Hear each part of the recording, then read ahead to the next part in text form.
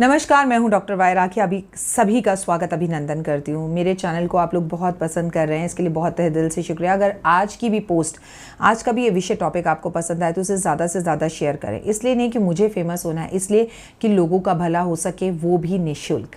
देखिए, आपको करना कुछ नहीं है। आज के इस विषय पर हम बात करेंगे पीपल के पेड़ की। कई लोग पीपल के पेड़ से डरते हैं। कई लोगों का पीपल के पेड़ के लिए कहना है उसमें भूत पिशाच रहते हैं, उसके करीब नहीं जाना चाहिए, उसे दूर रहना चाहिए। वहीं पर कई लोगों को मैंने देखा है कि पीपल के पेड़ की परिक्रमा कर रहे होते हैं, पूजा कर रहे होते हैं। लेकिन एक बात है, आपके ऑफिस में, आपके घर में कहीं पर भी पीपल का पेड़ लगा हो तो उसे काटने के लिए कभी भी कोई आगे नहीं आता। आखिर क्यों? क्या सच में पीपल का पेड़ काटने से कोई नुकसान होता है या ये सिर्फ भ्रांतियां हैं, या पीपल के पेड़ से कोई लाभ भी होता है? तमाम तरह के सवालों के जवाब सीधा सटीक अगले 5-10 मिनट में आपको यहाँ मिलेंगे। पीपल के पेड़ पर लक्ष्मी माँ की बहन रहती है जिसका नाम है आलक्ष्मी। दरिद्रता, गरीबी। हुआ ये कि उनकी शादी एक ऋषि से कर दी गई। जब ऋषि ने देखा ये तो बड़ी गंदी है, साफ सफाई से नहीं रहती और इसके आने से मेरे घर के दिए बुझ गए, चारों तरफ जो है हाहाकार मच गई, मेरा दिवालिया निकल गया, उन्होंने सोचा इसके साथ तो मैं रह नहीं सकता। क्योंकि जब विष्णु भगवान ने लक्ष्मी से कहा मुझसे विवाह करो, जब समुद्र मंथन में लक्ष्मी निकली तो भाई ये बात हुई कि उसके लक्ष्मी आई है, सुख आया तो दुख भी आएगा, दरिद्रता भी आई, मतलब कि उनकी बहन, गरीबी। तो उन्होंने कहा भाई मैं तो आपसे शादी कर लूँगी, पर मेरी एक शर्त है कि पहले मेरी बहन बड़ी है उसकी शादी करवाओ, तब मैं आपसे शादी करूँगी। अब भगवान विष्णु परेशान। भगवान विष्णु ने एक ऋषि जी, जो ऋषि थे उनको बहुत अच्छे से जानते थे, उन्होंने कहा आप इनसे शादी कर लो, लक्ष्मी की बहन है। उन्होंने बड़े खुश, बड़ी पूजा पाठ हवन उनके आश्रम में हुआ करता था, गायों की गौ की रक्षा की जाती थी। अब जैसे ही उन्होंने जो है आलक्ष्मी से शादी करी, गरीबी चारों तरफ जो है आ गई, बीमारी आ गई, रोग आ गए, अंधेरा हो गया, दिए बुझ गए, हवन नहीं हो पाए, सारे ऋषि जो थे वो आश्रम को छोड़कर चले गए। ऋषि की समझ में आ गया कि ये मनहूस है और इसके साथ मेरा जीवन नहीं चल सकता। उन्होंने अपनी पत्नी से कहा चलो घूमने चलते हैं, और घूमते घूमते वो उन्हें जंगल की तरफ ले गए। एक पीपल के पेड़ के पास बैठे और बोले तुम यहाँ बैठो, मैं अभी तुरंत लौट के आता हूँ। भाई आज के ज़माने का हिसाब किताब नहीं था ना तब अगर पति कह देता था तो वो देवता के बराबर होता था कि यहाँ बैठो, तो पत्नी वहीं बैठ जाती थी और उसका वहीं बैठे इंतजार करती थी। दिन बीते, महीने बीते, साल बीते, लेकिन वो वापस नहीं आए और पत्नी थी वहीं बैठकर पीपल के पेड़ के नीचे उनका इंतज़ार करती रही कि अब करें तो करें क्या, भाई मेरे पति तो वापस नहीं आए। अब वो रोने लगी। जब रोने लगी तो वैकुंठ के अंदर लक्ष्मी माँ को अपनी बहन की रोने की आवाज़ आई। वो सो नहीं पाती थी, वो कहती थी मेरी बहन परेशान है, वो रो रही है, तुम चलो। अब विष्णु भगवान और लक्ष्मी जी पहुँचे जंगल में, उस पेड़ के पास। सारा रुदान सुना। लक्ष्मी माँ ने सारा भंटा फोड़ दिया भगवान विष्णु पर। तुमने ये पुरुष ढूंढा था, तुमने सब अच्छा किया था, इसीलिए कहती हूँ कभी शादीराम घर जोड़े मत बनो, किसी की बेटी के रिश्ते की बात कभी मत करो। बेटी सुखी होगी तो एक कॉल नहीं आएगा कि आपने भला किया, लेकिन दुखी होगी तो सारा इल्ज़ाम आपके ऊपर आ जाएगा, जैसे भगवान विष्णु पर आ गया। अब वो रोने लगी। उन्होंने कहा मेरे को नहीं पता, मेरी बहन से शादी करो, इसके लिए कोई वर ढूंढो, इसके पति को वापस लाओ। अब ये तो संभव ही नहीं था, ऋषि तो भाग चुके थे। अब करें तो क्या करें? भगवान विष्णु ने कहा ये पीपल का पेड़ है, जड़ है, और पेड़ों में मैं पीपल के बराबर हूँ। ये तो वो गीता में ही कह चुके थे।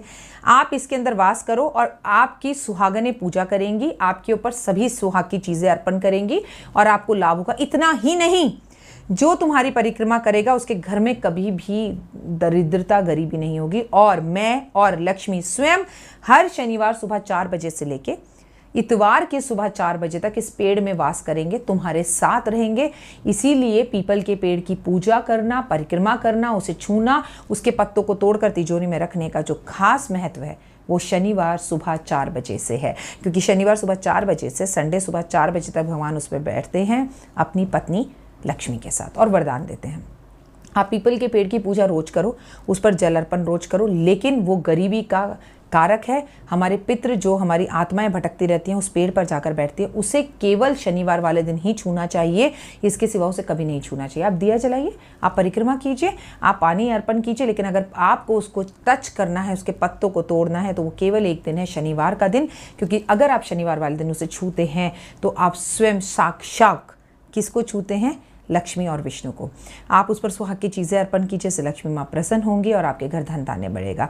शनिवार वाले दिन अगर व्यापारी पीपल के पेड़ पर 1 लोटा जल, उसमें चीनी, उसमें गुड़, उसमें 1 बूंद सरसों का तेल और कुछ तिल डालकर अर्पण करता है और पत्ते तोड़कर लाकर अपने गले में रखता है, अपनी सीट की जिस गद्दी पर वो बैठता है उस पर रखता है और उस पर बैठता है, तो उसके घर में धन की वर्षा होती है और कभी धन की कमी नहीं होती। लेकिन इसके सिवा ये उपाय कभी ना करें।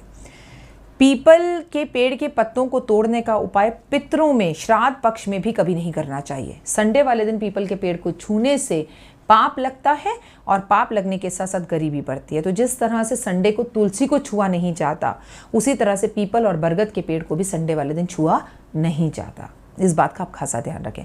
पीपल के पेड़ पर शनिवार वाले दिन दिया जलाने से, सफ़ेद रंग का झंडा लगाने से लक्ष्मी बेहद प्रसन्न होती है। झंडा खासकर वो लोग लगाएं जो सरकारी नौकरी के लिए तैयारी कर रहे हैं। अगर आपके घर में शत्रु बहुत ज़्यादा बढ़ गए हैं, आपसे दुश्मनी कर रहे हैं, तो अपने शत्रुओं का नाम लेके जितने शत्रु हैं उतने नींबू पीपल के पेड़ पर छोड़कर परिक्रमा कर आएँ कि आज अपने शत्रुओं को मैं यहीं छोड़कर जा रहा हूँ, इनसे मेरा छुटकारा दिलाओ। आप एक नारियल ले लें, सूखा गोला ले लें, उसके अंदर सूजी भरें, सूजी घी काले तिल मिक्स कर भून लें देसी घी के अंदर, और उस गोले में भरकर पीपल के पेड़ की जड़ को उखाड़ कर थोड़ा गड्ढा कर उसमें दबा दें।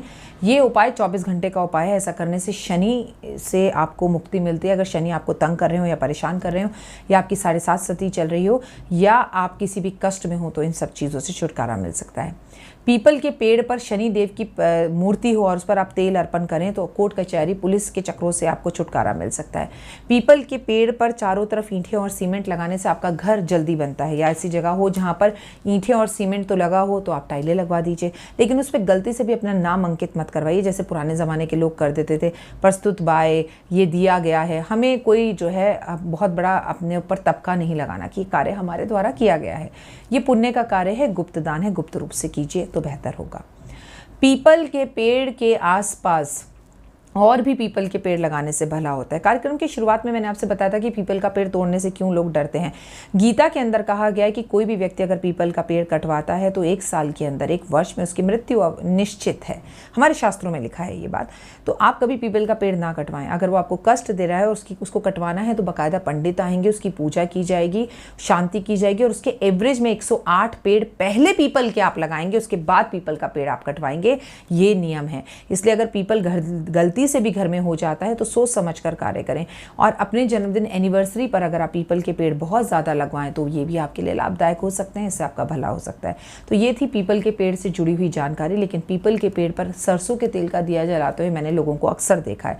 लेकिन कार्तिक के महीने में आपको घी का दिया पीपल के पेड़ पर जलाना चाहिए, तो भगवान विष्णु की विशेष कृपा आप पर होती है। उम्मीद करती हूँ कि आपको ये सब जानकारी ज़रूर पसंद आई होगी। इसे ज़्यादा से ज़्यादा लोगों से शेयर करें। फिर आपके लिए लेकर आऊँगी कुछ खास और नया। जय माता दी।